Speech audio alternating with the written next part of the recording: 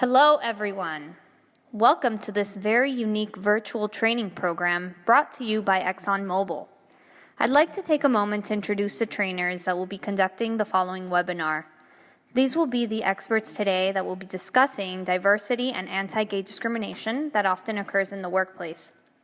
So please stay tuned and pay very close attention to the following clips.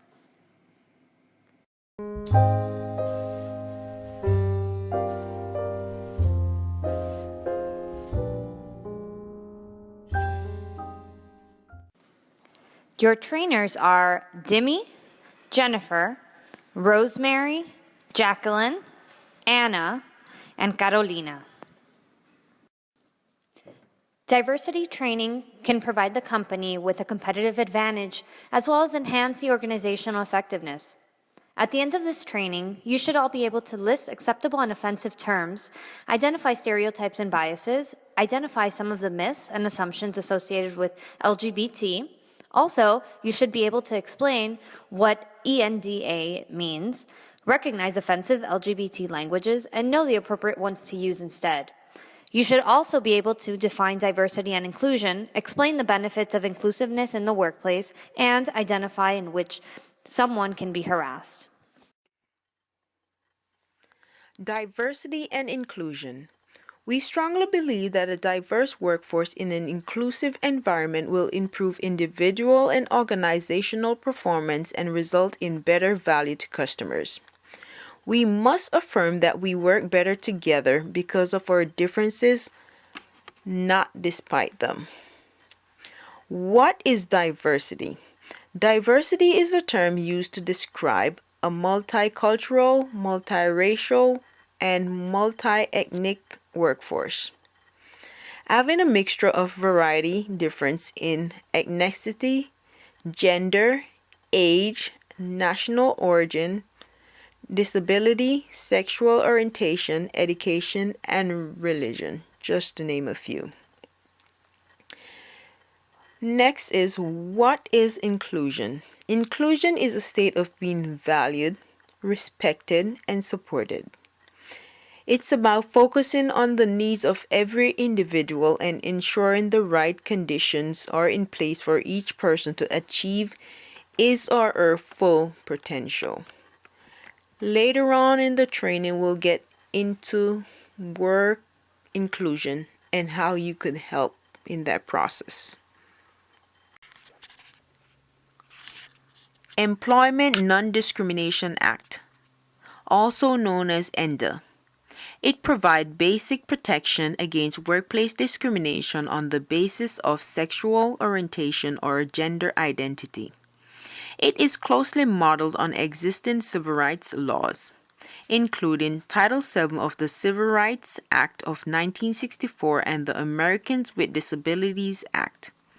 It prohibits preferential treatment and quotas and does not permit disparate impact suits.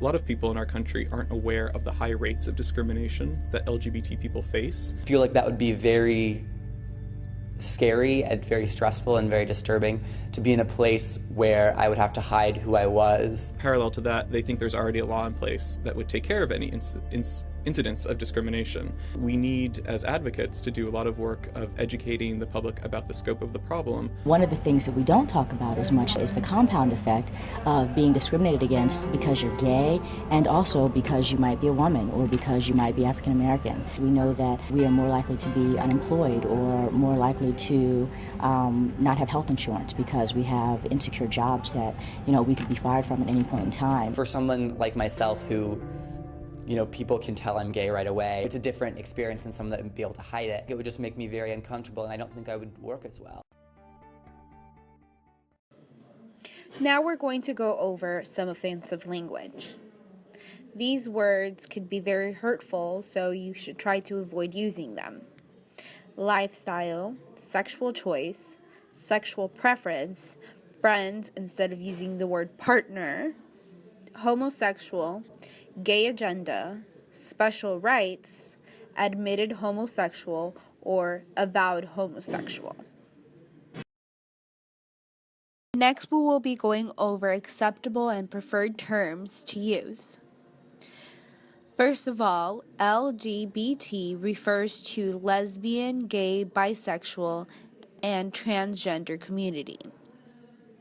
Acceptable terms are gay, lesbian, bisexual, partner, and sexual orientation.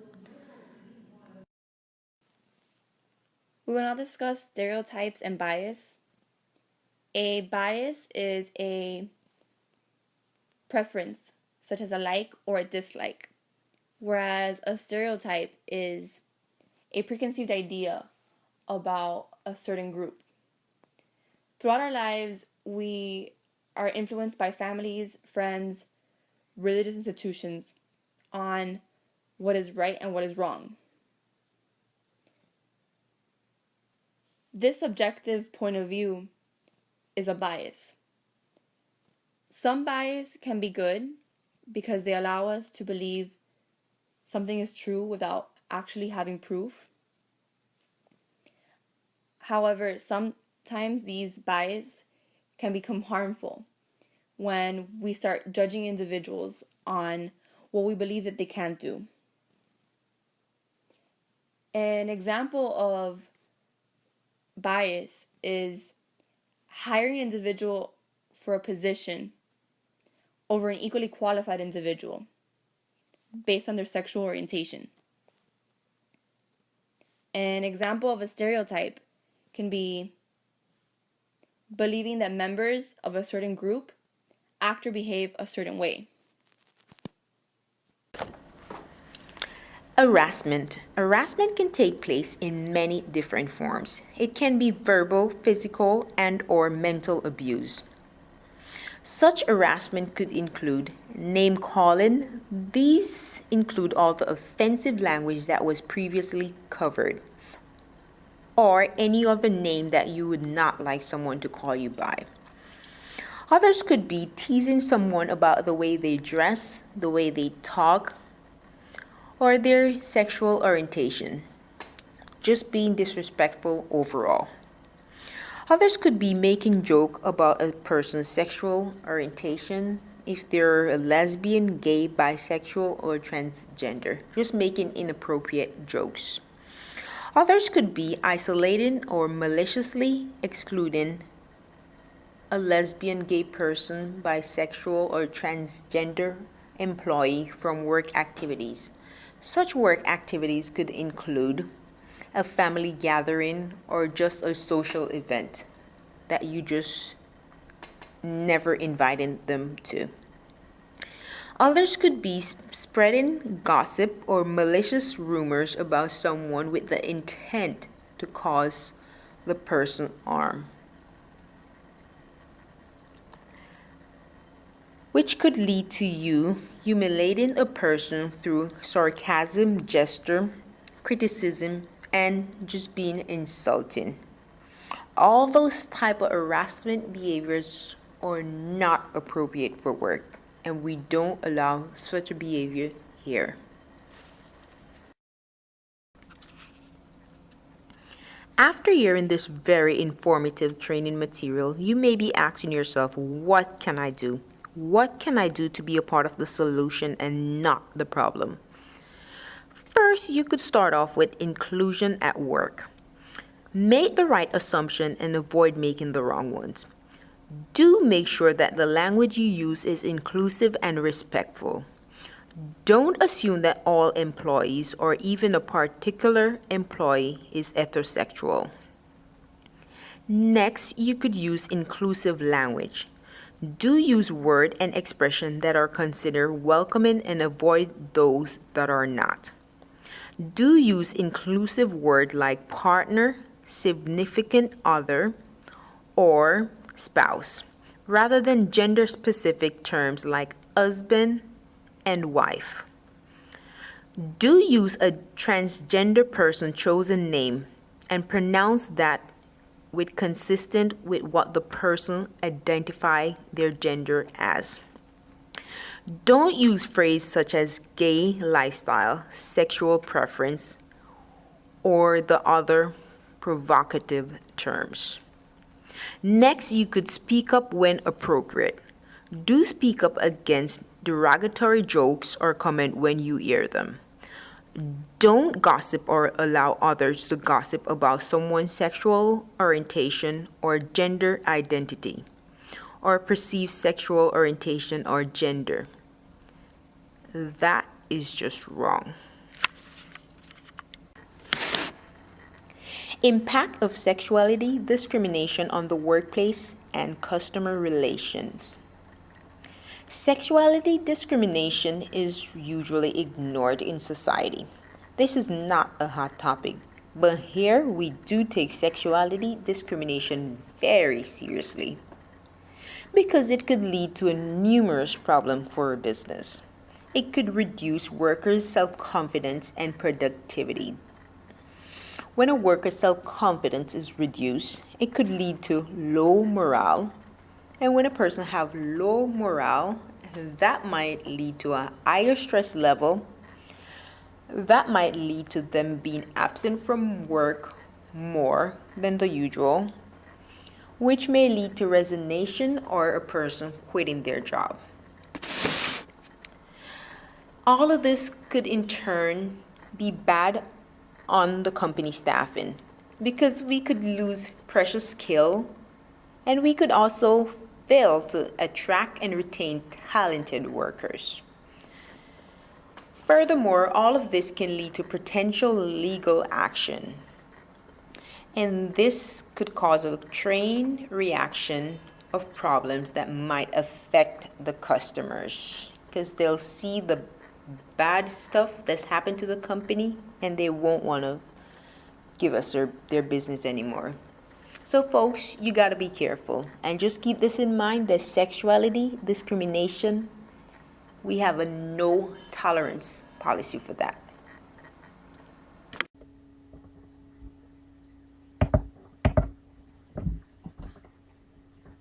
Hello everyone, I am here to discuss the importance and incorporation of all managers and employees in developing an awareness and inclusion of the LGBT community. Managers will be enforcing new policies for inappropriate workplace sayings and ensuring all employees are in compliance upon the completion of this training. These are some of the do's and don'ts management and all employees must follow in the workplace. Management will communicate a zero tolerance policy for inappropriate jokes and comments, including those pertaining to a person's sexual orientation and gender identity or expression. Management and all employees should speak up against derogatory jokes or comments when they hear them.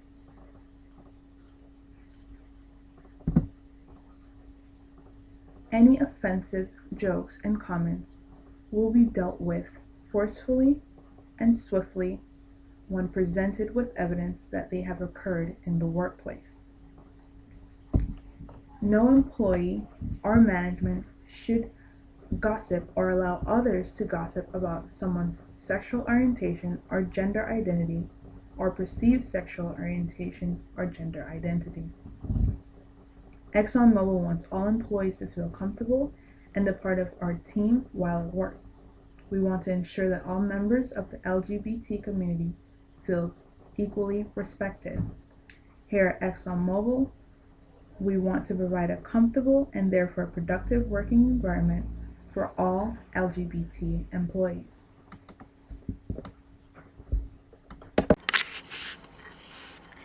Here are some of the myths and assumptions about LGBT community.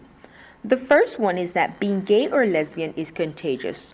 Being gay or lesbian is not contagious. You won't become gay by socializing or being friends with someone who's gay. That's just not going to happen. Another is that being gay or lesbian is a choice. Being gay or lesbian is not a choice. You cannot change a person's inner feelings about their basic sexual orientation.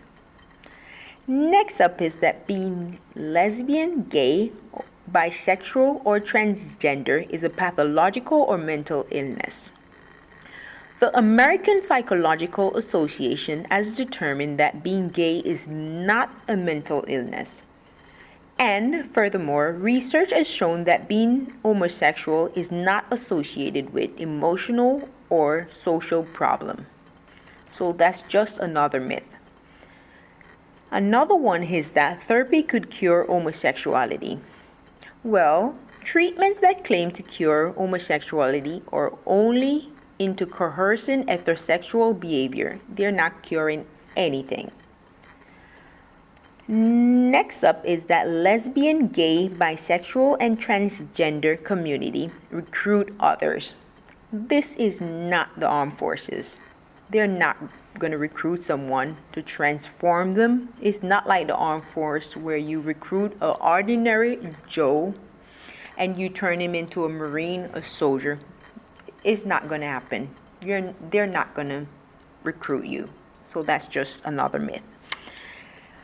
Another one is that lesbian and gay men are all pedophiles. It is our duty to make everybody feel welcomed and accepted despite of any differences. Everybody should respect people's self-identifications. So you should never label a person because of their appearance. It is best to ask people how they identify and what pronouns they prefer for you to use, or which pronouns they find offensive, and respect their wishes. Thank you for chiming in, and we hope that you've enjoyed ExxonMobil's training on diversity. Thank you.